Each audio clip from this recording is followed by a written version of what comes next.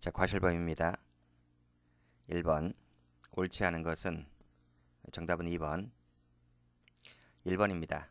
찜질방 직원 몰래 후문으로 나가서 술 마시고 들어와다 사망했다고 할 때 찜질방 직원 측에게는 업무상 주의무를 위반했다고 볼 수가 없다고 봤습니다.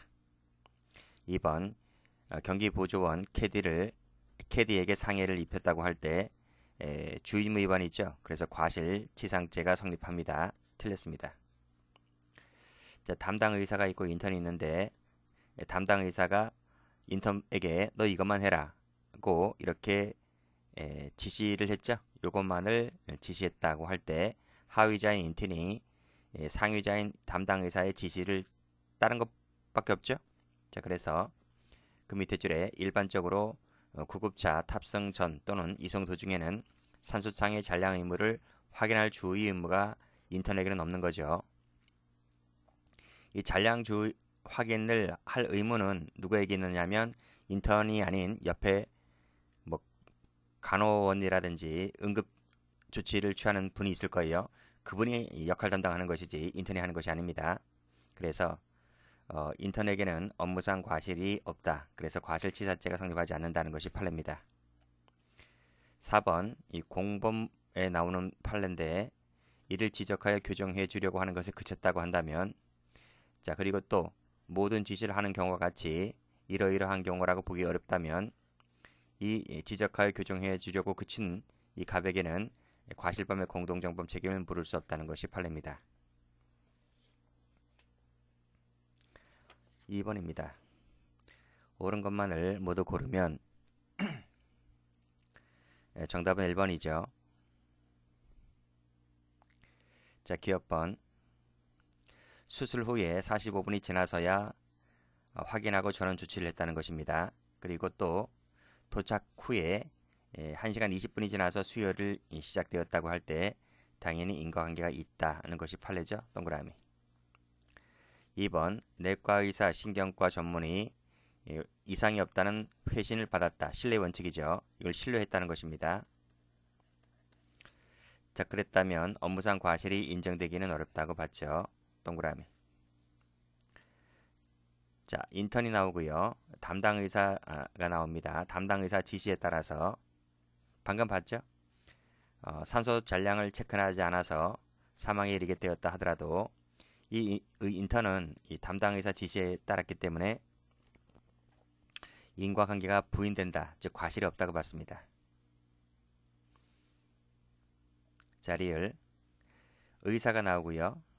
자, 주된 의사의 지위에 있거나 다른 의사를 사실상 지휘 감독하는 지위에 있다고 했잖아요. 지위에 있다면 이때 그 의료행위가 다른 의사에게 전적으로 위임된 경우라면 그때는 확인하고 주의해야 할 주의무가 없다는 것이 판례입니다. 중요 판례입니다. 최근에 출제가 잘 되고요. 해설 가보시게 되면 여기 다른 의사에게 전적으로 위임된 것이 아니라면 확인하고 감독해야 할 주의무가 있다는 것이죠. 반대 해석하면 전적으로 위임된 것이라면 업무상 주의무는 없는 거예요. 자, 그래서 요 판례 최근에 아주 부쩍 출제가 잘 됩니다. 꼭 좀 기억을 해두시고. 자, 3번 갑니다. 옳지 않은 것은 3번입니다. 1번 과실범은 특별한 규정이 있을 때 한해서 처벌되죠. 자, 원칙상 고의범 처벌되고 과실은 처벌 규정이 있을 때 한해서만 처벌되는 것입니다. 예외적 처벌이기 때문에 항상 법조문에는 명료해야 됩니다. 자, 업무상 과실, 중과실로 일수죄를 범한 경우에 일반 과실 일수죄에 비하여 가중처벌 규정이 없다. 그쵸? 일수죄는 단순 과실만 있습니다. 단순 과실만 있기 때문에 업무상 과실, 중과실은 처벌 규정이 없어요. 여기 나오네요. 3번 주의무 위반 관련해서 객관설이 통설과 판례인데 자, 이 객관설에 따랐을 때 행위자의 특별한 지식과 경험은 고려 대상이 되지를 않죠. 특별한 지식과 경험은 고려 대상이 되죠. 그래서 어느 골목에 아이들이 튀어나온다. 저쪽에는 학교, 가 인근에 있기 때문에 아이들이 많을 것이다. 이런 것은 충분히 고려 대상이 됩니다. 4번 갑니다. 결과적 가중범. 행위 시에 결과 발생을 예견할 수 없었을 때에는 인과관계가 있다 하더라도 중죄로 벌할 수가 없는 것이죠. 없을 때는. 그래서 예견 가능성도 있고 인과관계 있을 때 중죄로 벌할 수 있는 것입니다.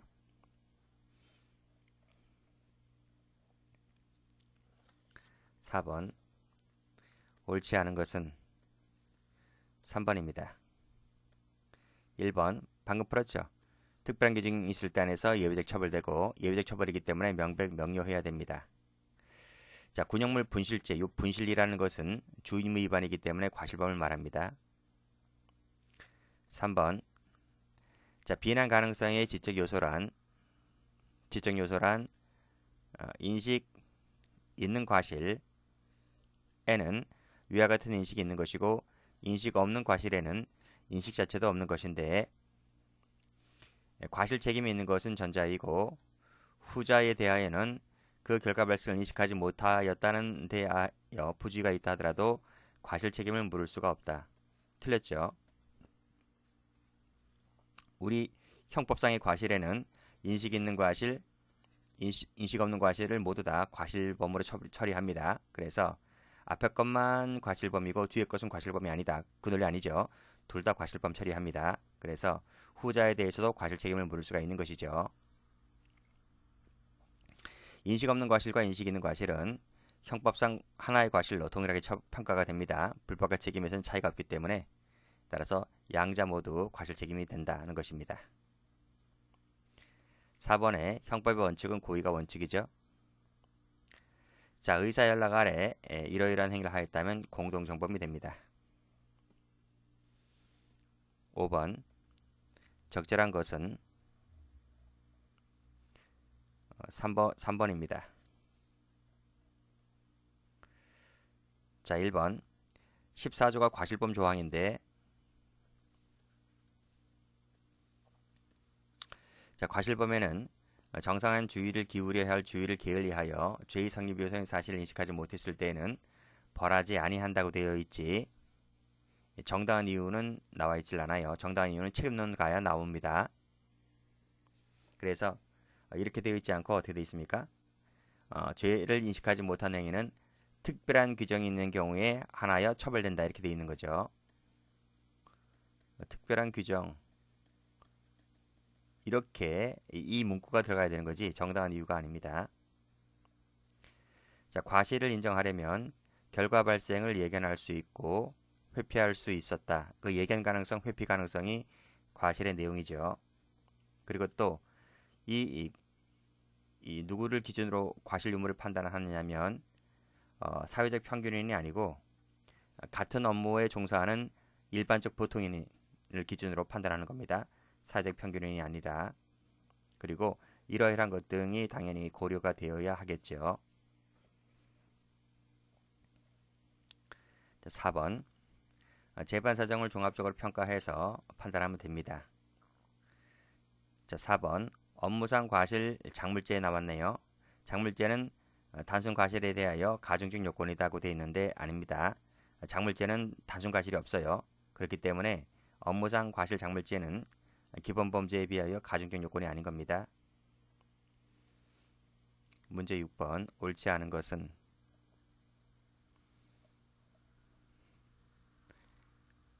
자, 정답은 1번입니다. 자, 1번 기억범 법칙 문제인데 자, 이런 것도 나오네요. 당한 자라는 문구는 자, 과실범을 뜻한다. 이 정도만 알고 계시면 됩니다.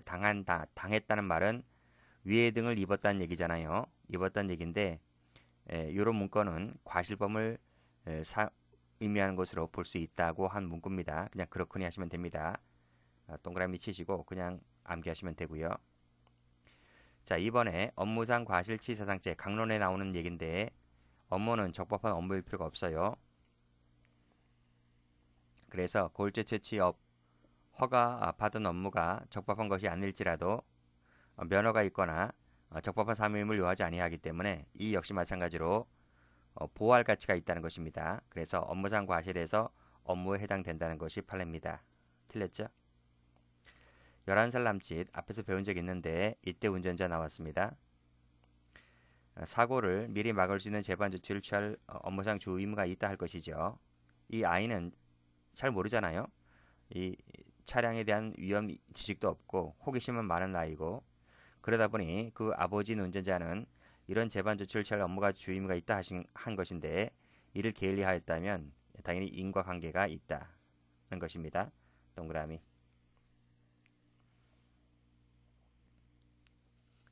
자, 1번.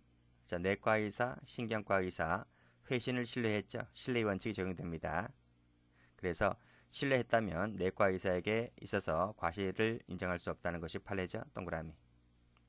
골프장 캐디 나왔네요. 등 뒤편으로 골프공을 보냈다는 거죠. 그래서 골프 캐디를 에게 상의해를 입혔다고 할 때 과실이 인정된다는 것이 판례입니다. 동그라미. 7번입니다. 옳은 것을 골라라.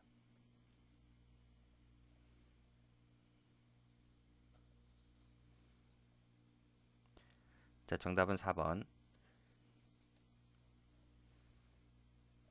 1번입니다. 자, 과실범은 주의무 존재를 전제로 한 거죠. 그래서 교통사고를 낸 사람은 신호 준수 의무라는 주의 규정을 고의로 위반하였다면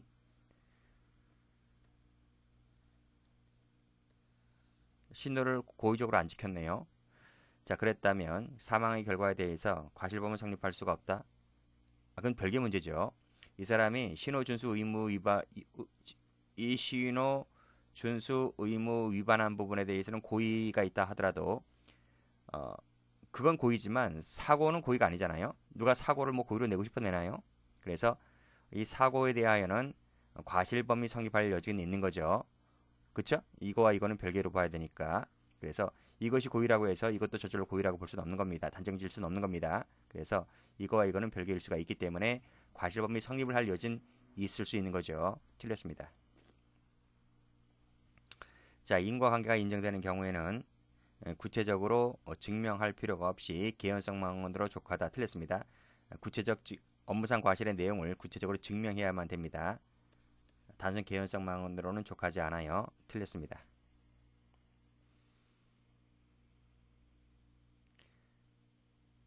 당연한 거 아니에요? 뭐 의사에게 의사에게 환자에게 상해 사망이 나왔다고 해서 구체적 기명 없이 다 개연성만으로 다 유죄 판결 내립니까?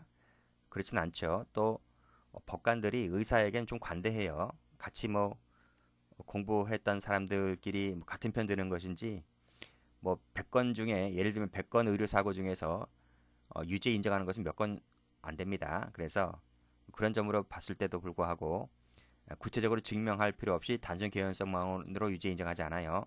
구체적으로 증명했을 때에 받아줄까 말까입니다. 자, 3번은 많이 나왔죠. 자, 수인이 각자 담배꽁초를 던졌다는 거죠. 현장을 떠났고 화재가 발생했는데 우리 판례는 이 가담자 전부죠. 각 과실이 하나의 조건이 되었다면 전체다. 원인 제공한 사람들 전체다. 실화죄의 공동정범이 된다는 것이 공동정범이 아니고 그냥 각자 동시범입니다. 동시범이기 때문에 각자 실화죄가 됩니다. 뭐 공동정범이라고 하면 뭐 공모관계가 있어야 되잖아요. 공모관계 없단 말입니다. 동시범 처리하는 거예요. 자, 그렇게 보시고 해설도 가보시면 여기 각자죠. 각자. 그냥 각자 과실이 경합한 것뿐입니다. 자, 3번. 인식 없는 과실도 과실 책임이 있죠. 인식 있는 과실과 같죠. 양자는 차이가 없다니까 형법상에 있어서 없는 과실이나 있는 과실이나 똑같이 하나의 과실범위 됩니다. 과실에 의한 간접정범은 성립할 수가 없다. 그쵸? 왜 없어요? 의사 지배가 안 되니까요. 의사 지배가 안 돼서 간접정범이 안 돼요. 그렇지만 끊고 과실범에 대한 간접정범은 가능하죠. 이건 34조에 나와 있습니다. 그래서 이건 가능합니다. 틀렸네요. 8번입니다. 다음 중 옳지 않은 것은 4번입니다. 자, 1번 신뢰의 원칙. 자, 신뢰의 원칙은 분업관계가 확립되어 있을 때 적용되는 거죠. 그 범위는 점차 확대되고 있습니다. 교통사고뿐만 아니라 의료, 행위 등등에 의해서 점차 범위가 넓어지고 있습니다. 자, 2번 주된 의사의 지위에서 수직적 분업관계에 있다면 당연히 이러이러한 여부를 확인, 감독해야 할 주의무가 있는 것이죠. 끊고 그럼에도 불구하고 업무 주상 주의무를 소홀히 했다면 과실 책임을 져야만 됩니다. 주된 의사 지위 있는 자는. 3번 역시 주된 의사 수직적 분업관계죠. 그리고 분담 가능한 것 내용이었고 실제로도 그와 같은 위임이 존재했다면 자, 이러이러한 사정이 없는 이상 위임하는 의사는 책임이 있다고 할 수가 없죠. 분업관계이기 때문에 그런 예외사항이 됩니다. 항상 우리가 주된 지위 상하관계라 하더라도 이런 경우는 예외가 인정됩니다. 이 판례 앞에서 설명드렸지만 이런 판례가 최근에 아주 출제가 잘 됩니다. 의약품, 약사 나왔고요. 검인 합격품이고요. 자, 유효기간이 경과하지 아니함을 확인하고 조제 판매를 했다고 하면 신뢰관계가 인정되죠. 신의칙상의 신뢰의 원칙이 적용되기 때문에 따라서 그 표시만을 신뢰해서 한 경우에 있어서는 과실이 부정된다고 봤습니다.